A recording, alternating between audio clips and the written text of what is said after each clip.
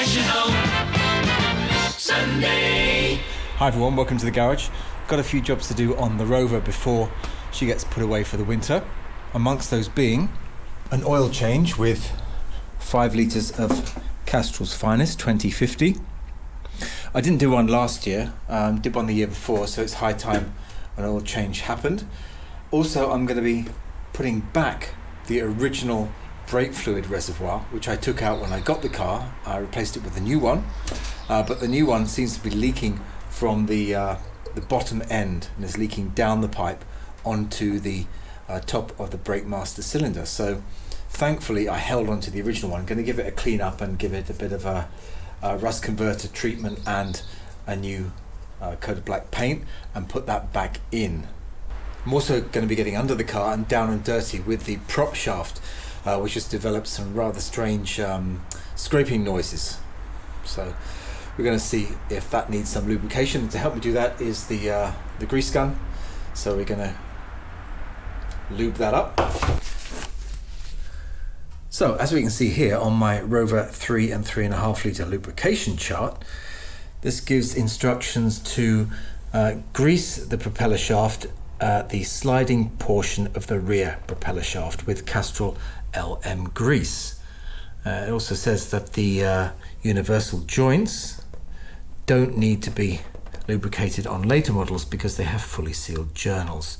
So we won't be doing that, but that's a really handy chart.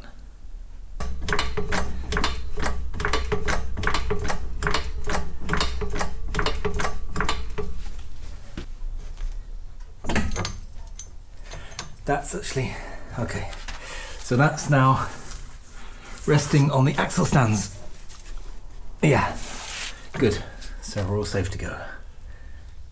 So welcome to the murky underworld of the underneath of the Rover P5b. We're actually underneath the central prop shaft joint here. This is the sliding part of the prop shaft, and this is the central universal joint. And as you can see, there it's caked in grease, old grease. See, which has leaked out somehow of the central joint. There is a grease nipple there. Oops, I don't know if you can see it. There is a grease nipple there, which I don't think has had much attention over the years. That's the joint itself. And you can see so much grease around it. There seems to have been some leakage out of this joint, which would explain all this caked on grease up here, which is filthy. It's protected the underneath of the car, I suppose, but it's pretty filthy. So it's flown out of there. So it's probably all escaped over the years. And there's a lot of it here too. Look at that. That's really thick and disgusting. Wow. Didn't realise there was so much under there. Yuck, that's a lot of nastiness in there. So I wonder if this grease nipple is still serviceable. I think what I'm going to do is take it off and clean it out, and then try and put some grease in, just in case it's all bunged up. So 8 should do it. Yeah, it's actually really loose. So yeah, like no resistance at all. And yeah, I can turn it with my fingers. Okay, there it is. One grease nipple. Let's get it onto the bench and give it a clean. I think what I'm going to do is I'm going to take the grease nipple off and just whack a load of grease into the joint anyway. And that way I'm sure I know it's getting in. But the only thing is, how do I get into that joint? Right, I'm not sure if you can see that, but you can probably see it better than I can. Let's get some.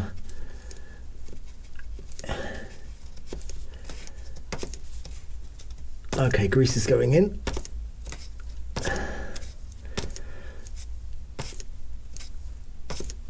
And now it's overflowing, so I think that's full of grease.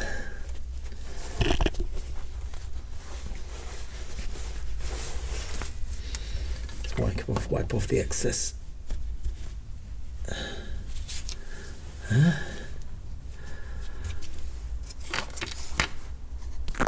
See that? Maybe I'll just try and put a bit more in for the sake of... I'm not going to do this again in a hurry.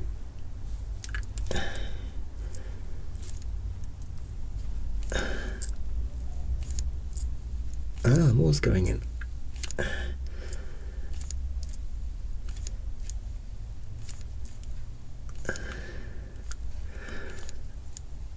That's a lot. Is it still coming out? Yeah, it is, okay.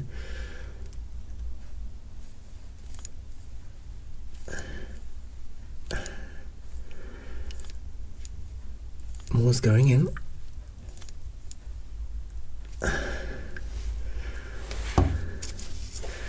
Now it's right not to stop at the beginning there, because I'm pumping it in.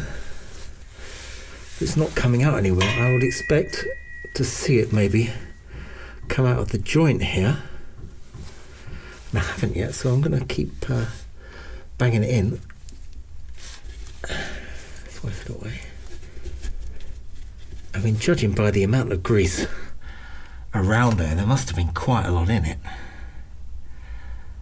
That's come out over the years, presumably through that space there and around the joint itself.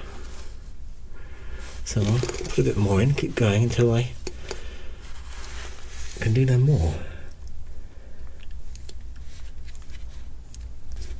Still some more to go in. Let's see the hole there.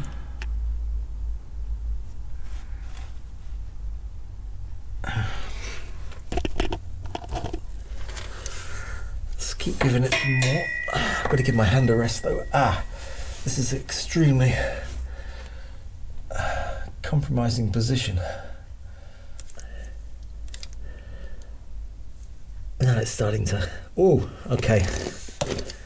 Okay, we're getting a bit of blowback there, so that probably tells me it's full.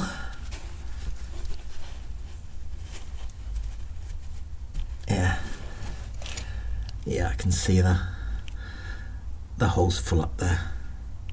I think that's starting to come out. So I think that's full now. So I'm going to put back the grease nipple and see if that makes any difference. So I need to turn you that way to do you up.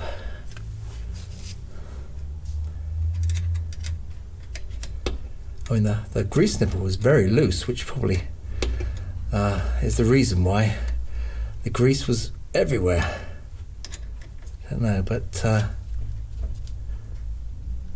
that's done up nicely now.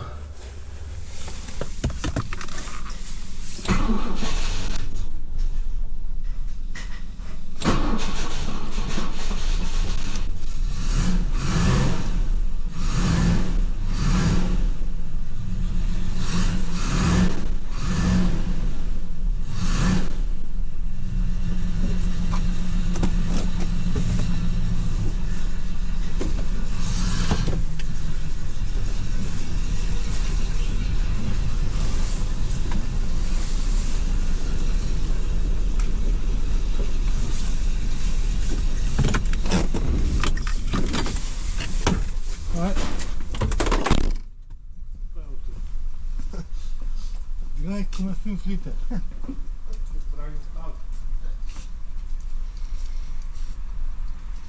Okay.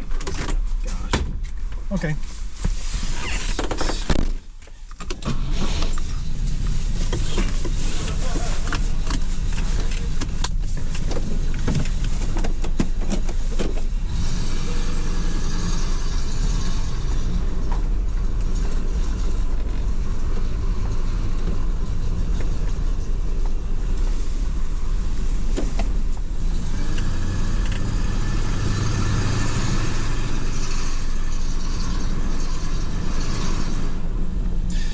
So we're out on a lovely autumn evening just to get everything up to temperature so we can change the oil. Make sure it's nice and warm so it flows out nicely. I'm just noticing the noise from underneath the car has decreased quite significantly, so obviously putting that grease inside the joint was very necessary, because that was starting to sound really scrapey, but no, it's much better. So that's a win for that one. Stuck in a bit of traffic now. It's a rush hour here. It's about 4:30, and rush hour in Austria is between sort of 4 and 5, because everyone leaves work at 4 o'clock. They start so early, at about 7. So now it's rush hour. But anyway, we're away.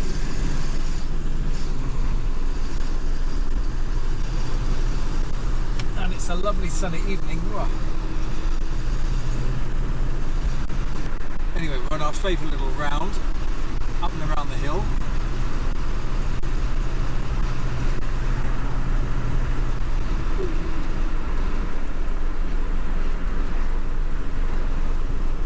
And by the time we get back, the builders will have gone from outside the garage, and the oil will be nice and up to temperature and flow nicely.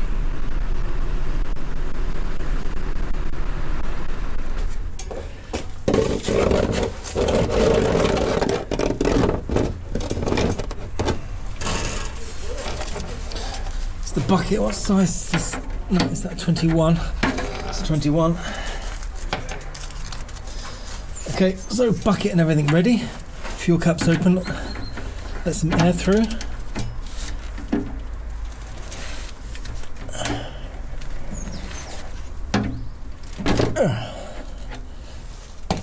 Cracked it.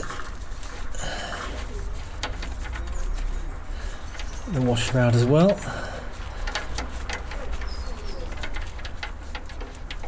Ready, steady, go. Ah, oh, it's nice and warm.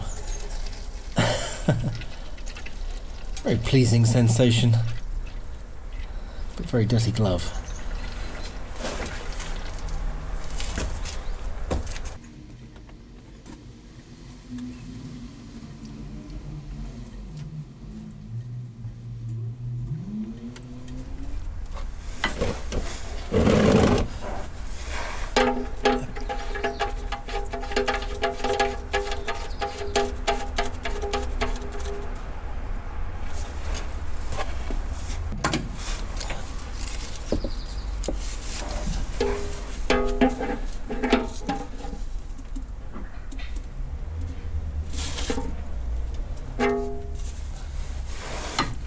Okay, there we go. It took quite a long time actually for all that to come out. 5 litres should have come out. Now we'll get the oil filter off and lubricate up the new one. Okay, here's the new oil filter. It's a W936/2, and it's a large one. So we'll put some oil around the seal.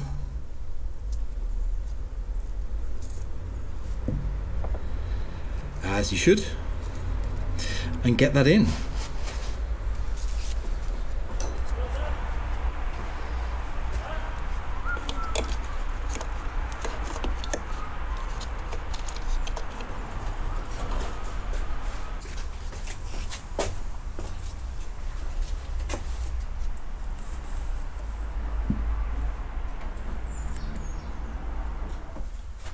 So first thing I'm going to do is to get some rust converter here and get it onto my old brake fluid reservoir, which to be fair is in pretty good shape. I mean, there's quite a bit of surface rust on it, but you know, cleaned it up inside and it looks alright.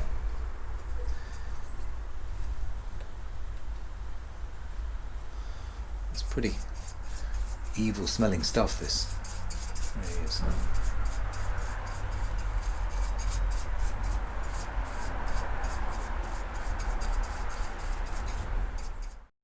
Monday.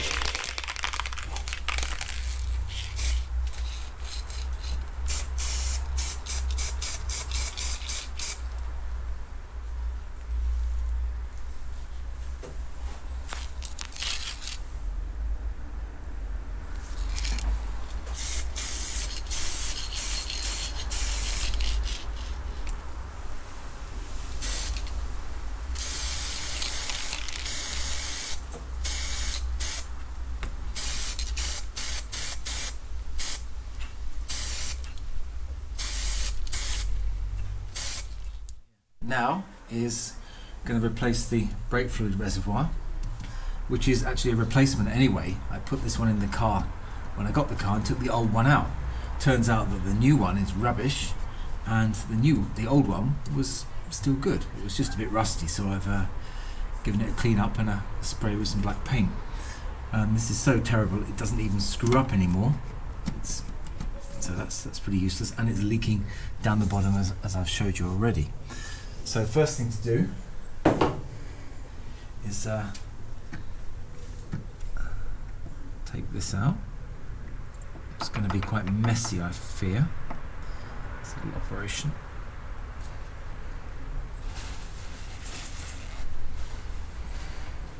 Okay, so I couldn't get this pump thing to hook up properly to its tank, so I'm going to have to do it bit by bit by changing it from suck here. Bits go up the pipe. Change it back to blow. And just empty it like that. It'll take 5 minutes instead of 30 seconds, but in the end it's going to make things much less messy. Oh, got some nasty black bits of stuff that came out there, so it's probably quite a good thing I'm changing that. But now, next job is to get the this free of its housing. I'll take this, loosen this off so I can pull it out. Actually, that's going to be loose enough, I think. Now I think I'm going to take it out all the way.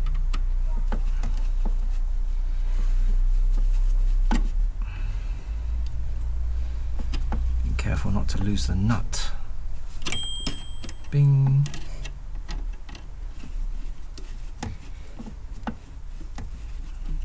Okay, there we go.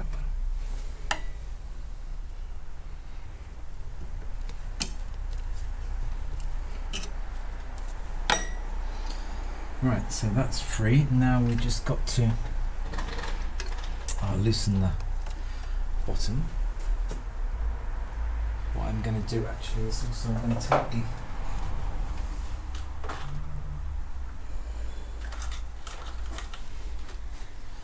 take the water bottle out, because that's going to give me easier access, and the water bottle's only held on by some cable ties. So if I just snip that,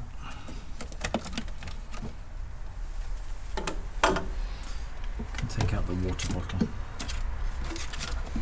Just black on top, green underneath. Remember that. So it's going to give me some more.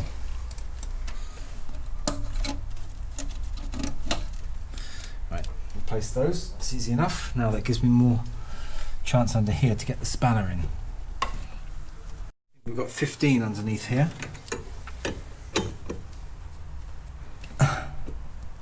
Okay, that's come away quite easily, and I can turn it from top actually to unscrew it. Probably be some brake fluid coming out, but I've got my rag underneath, my finger ready to stem the flow. Okay, so let's have a look at this in the cold light of day here.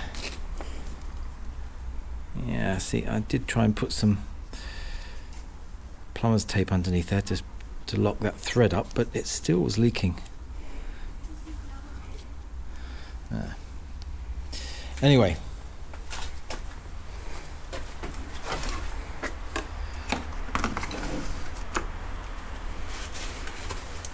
let's have a look at that damage here. Okay, so that's where we've got to go on to. Of course, we'll have to bleed it afterwards, but that's fine. It's not very tight either, is it? What I'm going to do first before I put it back in is to tighten up this bracket here. As you can see, it's really loose. Right, so got a 7/16, which this is, and tighten it up. Which way does it go?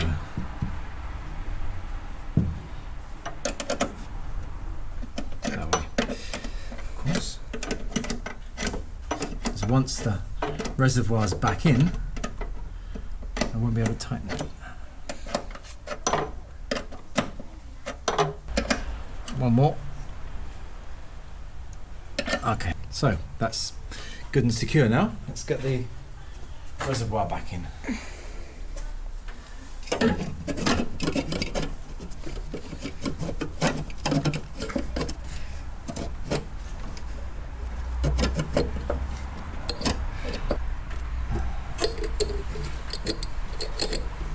Okay, now I'm just trying to line that up again.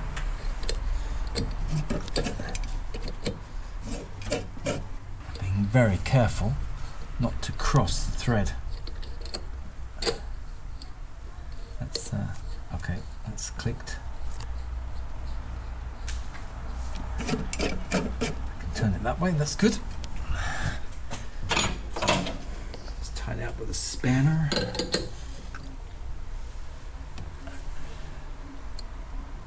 That's as far as I can do that. Bolt through it on the other side.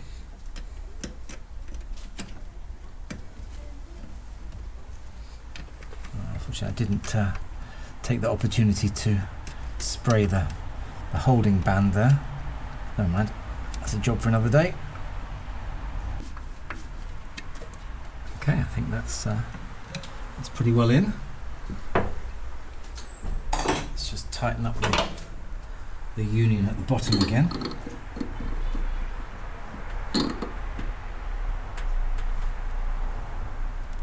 Okay, I don't think anything's going to get out of there. Let's just wipe down the...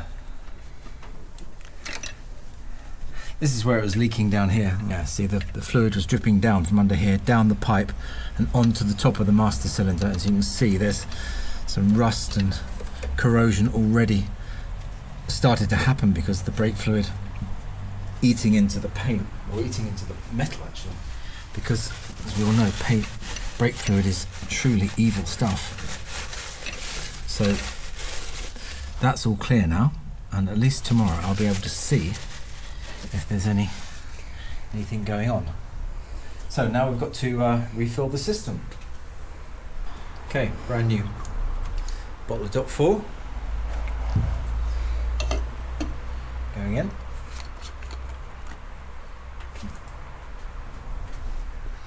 Nice and fresh, and got to see, make sure we don't overfill it. Wrong hand.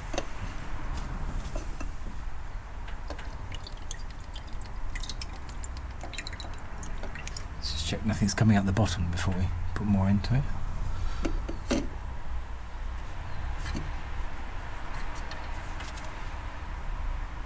No, I think we'll be okay.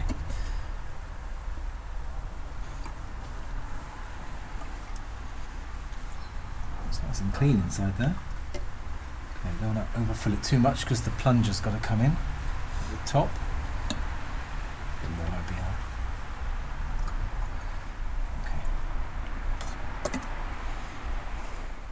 Right, okay, so we've got the fluid filled up again and connected.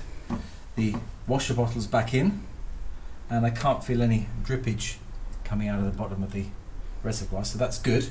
And we've bled the brakes, so we're going to start the engine up now and take her for a little trip around the block.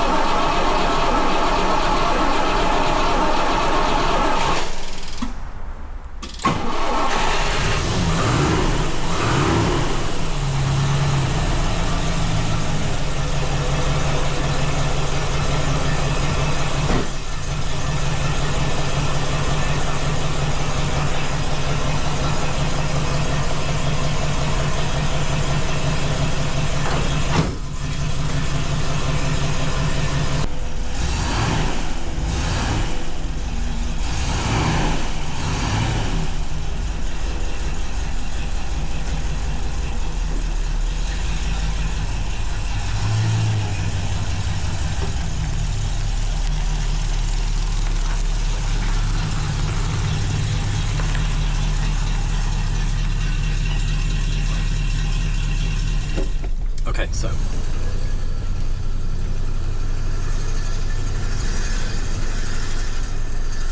do a little brake test. Hold on. Here we go. They work. That's good.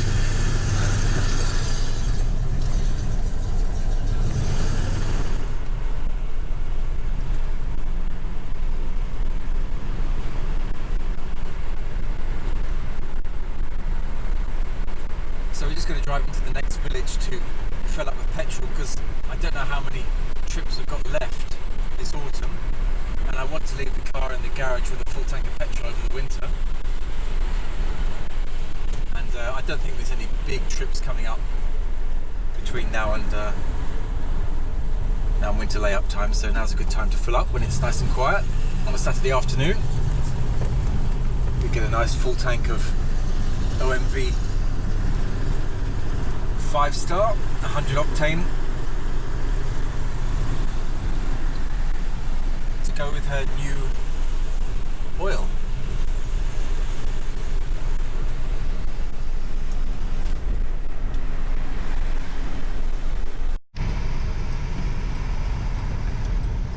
So here we are at our favourite petrol station, and let's go to our favourite pump.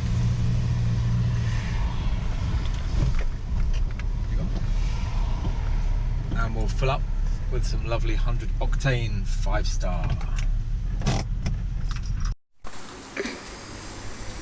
So, as you'll know by now, 100 plus is the 100 octane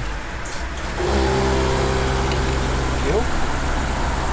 And as you all know by now, it takes an age to fill this car up. But we're not empty, so see how many we can get in. Oh, do it really slowly, as you can see.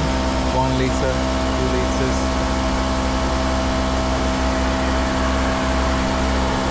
3 litres. Takes forever. So maybe just have a walk around the car.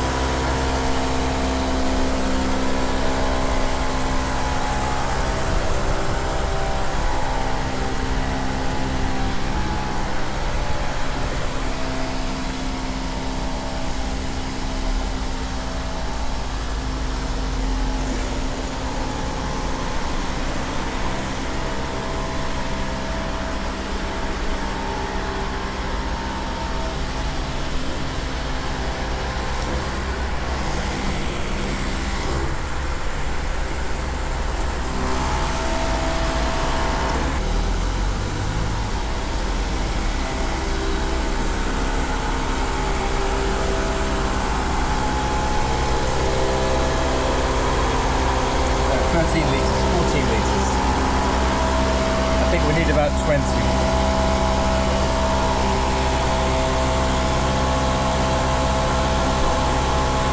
That lovely smell. 27 litres, 33 euros. The guy in the garage, he was like, oh, number 3, that's the Rover. And he's like one of the only Austrians or local people I've known who know what the car is without coming to look at the name on the back. So full marks to the petrol station owner. So we should be somewhere nearly full up now.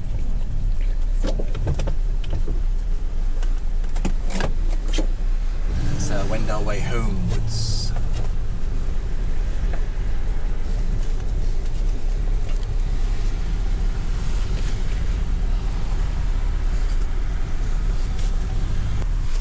So I think that ticks off all the jobs on the list. Change the oil, grease the prop shaft, and replace the brake fluid reservoir, and filled up with petrol. So if I was to put her away tomorrow, she could go to sleep for the winter very comfortably, and everything would be done. But hopefully, it's only the it's what, 3rd week in October. I remember last year I took the car off the road on the last day of October, and we had a really stunning autumn. The weather was fantastic, and I really regretted taking her off the road so early. So I'm going to not deregister until the middle of November to see how it goes, because that's when the weather changes. But it's good to be driving her again. It's just good to be in the car driving her around.